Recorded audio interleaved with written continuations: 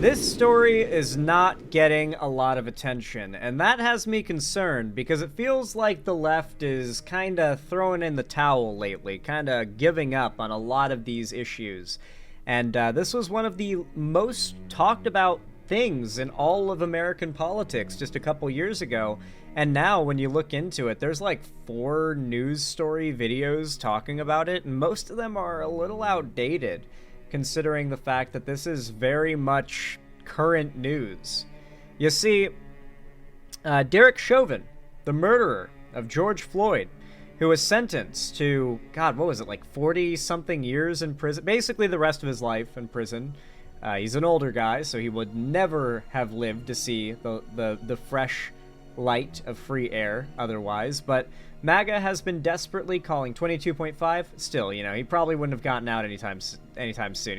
He might not even live to get out. Regardless, though, he got a long-ass time. Not as long as he probably should have, considering it was, I would say, pretty objectively cold-blooded murder. I rewatched the video, like today, just to kind of re-up myself on my memory of events, and yeah, I mean, it's pretty cut and dry. It's really clear to me that the right stamped themselves so hard, like tried to die so hard on this hill, because they wanted to try and win over the public's opinion on a murder of not necessarily like an innocent in like the broad, like, you know, personal sense, but criminally speaking, and insofar as like, did this cop do his job properly? Did he engage in you know, an overuse of force, like an innocent person in that circumstance? Like, is this, they want to take in a situation where an innocent black person was killed by a cop, and it is so obvious and it is so in your face, it was caught on video, right? There is a sentencing of the murderer over it, right? They are desperate to win over the public's opinion on this issue, because if they can win over, it's like that one Hitler quote, right? Didn't Hitler say if you can get people to believe a big lie, you can get them to believe a million little lies or something? Or was it if you can get them to believe a little lie, you can get them to believe a big lie? Regardless of what the quote was, it applies in both situations what the right has done here. They have thrown these little lies out constantly, trying to get people to latch on and believe these small things that aren't really important, and even when you correct them, it just seems like semantics. And that's why, with situations like this, they can actually dig up a fair amount of public support for their blatant misinformation, such as their claims that Derek Chauvin is innocent. And now, they may be winning on this grounds. Trump may be pardoning Derek Chauvin. The right and MAGA have been calling for it. There is not a lot of public outcry against him anymore. A lot of people have just kind of stopped caring about it. And so now we're looking at a situation where not only might Derek Chauvin be released and pardoned and, you know, allowed to breathe the free air again, but there's probably not going to be anywhere near the level of outrage over it as there was when he went into prison even. So with that in mind, there are... I believe it was the Minnesota State Attorney General is preparing to execute on the pardon by Trump. I believe Minnesota is where he's being held, if I'm not mistaken. But there are others saying that no matter what, they're not allowing him out. It's a crazy situation. Apparently, the Attorney General, Keith Ellison, says that Chauvin is not being released, but now the state's Attorney General's office is preparing. He's in another state in federal prison. Oh, my bad, Jarek Mitchell. Listen, getting small details mixed up. My bad. In fact, let's watch the video so we can get all the smaller details straightened out, because I don't know every little thing about the situation just yet, but boy, do I have a lot of feelings on it. So let's get a little more info filled in before we start giving my takes, before I start ranting. Just 2 weeks away from the 5th anniversary of the murder of George Floyd. A half a decade later, some in MAGA world are trying to rewrite the history of that tragedy, calling on President Trump to pardon Derek Chauvin, the police officer convicted in Floyd's murder. Joining me now to talk about this and other topics is Minnesota Attorney General Keith Ellison, who led the So he's prosecution. being held in a that different trial state than successfully. Minnesota, though. Thank you for being on the show today, Attorney General Ellison. And Thank you, Reverend. let me go right to it. A federal pardon wouldn't have any impact on Chauvin's 23-year sentence on state murder charges that you won. So why do you think voices on the right, like Ben Shapiro, are pushing? So here's the thing about that, though. Yeah, they're state charges, but weren't his charge? Okay, so for one, people keep on talking about things Trump can't do. It keeps happening, where every time Trump is planning to or might do something insane, everyone is like, no, well, he can't do that, though. He can't. Like, it's not that he can't do it because it's stupid. It's like he can't do it, literally. Like, he can't rename the Gulf of Mexico to the Gulf of America. Okay, it turns out he could. Turns out all the guardrails we assumed existed didn't exist. Okay, well, he can't literally run for a third term. Turns out everybody who could stop him is outright expressing they will let him do so if he chooses. Okay, well, he can't actually get full immunity from all crime. Okay, well, he can, it seems. All right. Well, he can't just fire all these federal employees unanimously with no consequences. Okay, it turns out he can, yeah. What people are operating on is this assumption that even on a state level, anyone can stop Trump from getting what he wants. Trump will send federal agents and armed people backed by the federal government to force that to happen. Do you know what Trump did with the fires that were spreading through LA? Trump sent, I think it was the National Guard, armed to go and facilitate the release of water into like farmland that he believed, because Trump thinks that rivers and mountains all send water down south because south is down.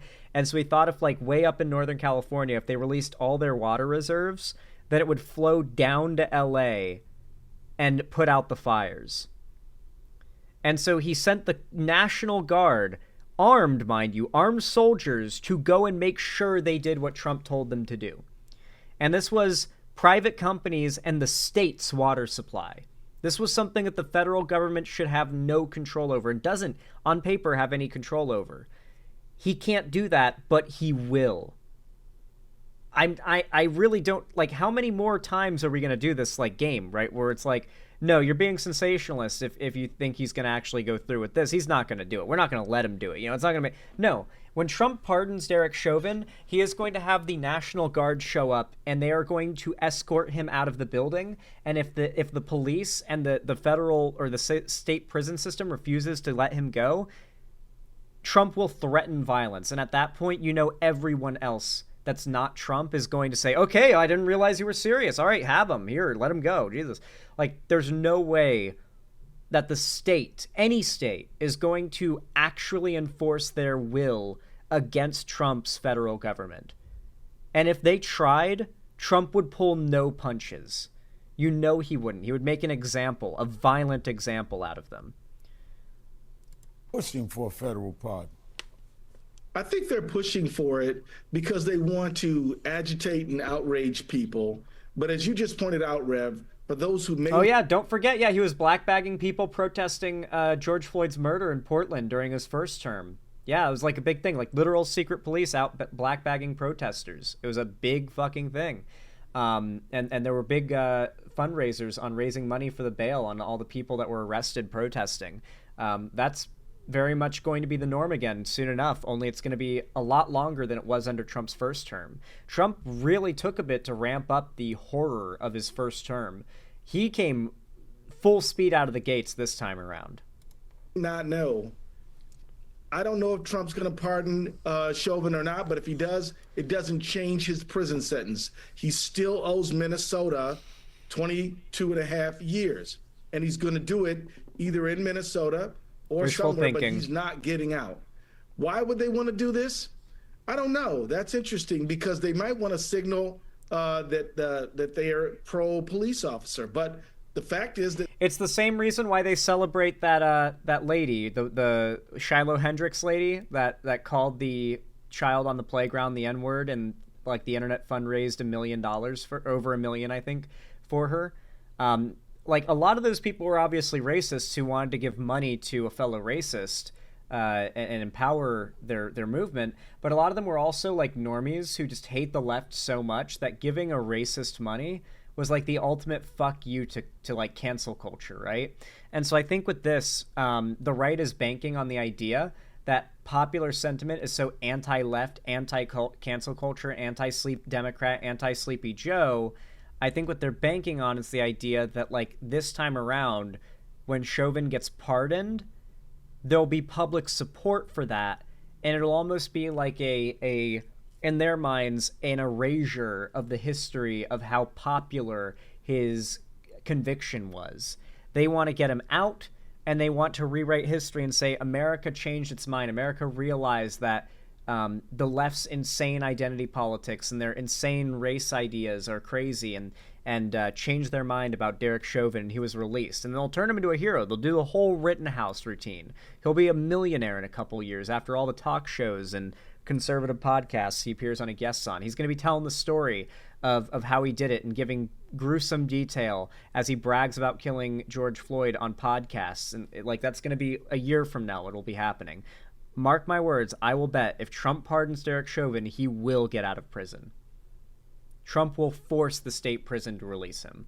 They're the ones who pardoned 1,500 people who attacked police officers and caused 140 officers to be injured on J6. So that is a strange thing. They might want to provoke people to go into the streets so that they can, I don't know, invoke the Insurrection Act or something like that. But in no case is it sensible and good for America. In fact, what we need is to really double down and improve police-community relations. As you know, Rev, we really have not reduced police-involved deadly incidents since George Floyd. We've done a lot of good things on the local level, but at the federal level, we have not taken up the George Floyd Justice and Policing Act. So there's a lot of work that remains to be done. I wish that Trump would work on those things. Now, so far, the White House has denied President Trump has any plans to pardon Chauvin, maybe because he's doing plenty to undermine Floyd's legacy without a pardon. The Justice Department Civil Rights Division has been gutted. Black Lives Matter. I feel like Trump's going to hold on to this pardoning Chauvin thing for when stuff gets really rocky for him, you know what I mean? Like right now, I don't know if it would be the best time for him to do it. I feel like in a week or a month maybe, when the economy is like really getting bad and a lot less of MAGA is able to keep leaning on the this is all part of the plan thing, just hold on, it's all part of the plan. We voted for this, trust me, he promised us this is all part of the plan, we all knew this was coming. Like, I don't know how long they're going to lean on that. It could be for 4 straight years, but I feel like a lot less of them will be in a month, and at that point Trump's going to want to pull his pardoning Derek Chauvin card. These culture war topics weren't just useful for getting them into office off of like populist nonsense and memes. It's also useful for them continuing to make state propaganda to encourage like loyalty to the president and his administration. Like, it's interesting how these have served double purposes. Like, I thought they'd drop a lot of these nonsense lies once they had power, because what are their uses? But it seems they still have a great amount of use out of having their MAGA crowd supporting them at every turn, and they want to keep that. And so they keep it up with these nonsense culture war issues, like how Derek Chauvin is supposedly a maligned, innocent man. This idea that they keep pushing. A plaza in Washington, D.C. has been painted over. Anti-discrimination measures throughout government are being dismantled. Do you think those efforts to reduce George Floyd's impact on America have succeeded? No, I don't. I think that the spirit of the moment that George Floyd was taken from us, and the way he was, and the inspiration that he provided burns bright in the hearts of all Americans who care about justice. And so I think that you're not going to ever stop the people who went out to peacefully protest, to raise their voices. You know, as you know, Rev, you are one of the leading lights among them. We're not going to stop pulling for justice, standing up for members of law enforcement who do the job right, we're going to continue to keep that battle going.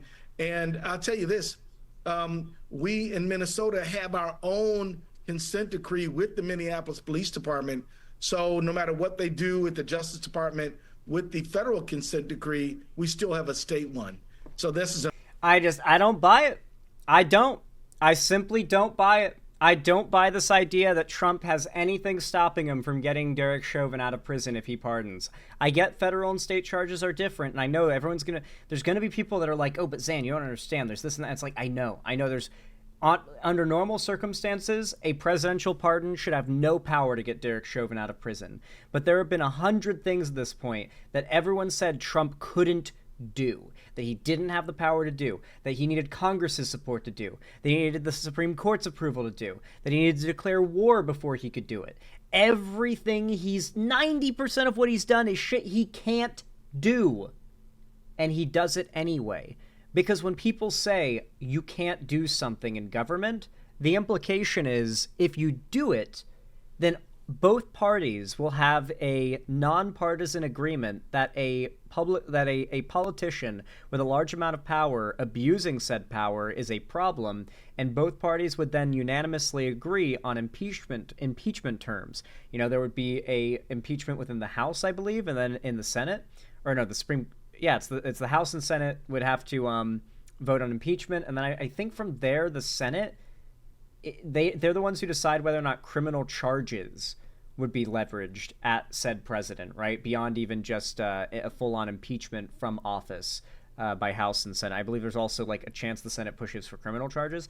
Like under normal circumstances, and ideally, that's how things would go. Like the Republicans would realize, oh, Trump is evil. Like, yeah, we may like Trump, but he's breaking the law. He's going against what his powers give him the right to do. So we're going to ally with the Democrats to vote on impeachment, and then we'll see how J.D. Vance does. That's how the system is supposed to work, but because the majority of people in office right now are sycophants who are part of a initiative led by the executive in order to take over all areas of government and never give it up.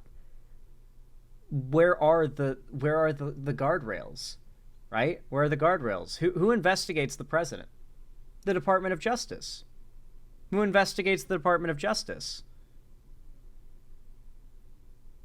The FBI, if I'm not mistaken. I believe it's the FBI. Who runs the FBI right now? The Department of Justice, overseen, if I'm not mistaken, by the FBI. And who's running the FBI? Let me show you who's running the FBI right now. Kash Patel, current director of the FBI. One of the most powerful positions in our government insofar as who is held responsible for committing crimes within our government. Like, the FBI has a lot of say over who is pursued with criminal charges within our own government, right? If there's corruption going on, a lot of the time the FBI has a large say in that, and whether or not there's consequences. And our current FBI director, Kash Patel, is such a big Trump sycophant, he wrote this book, The Plot Against the King.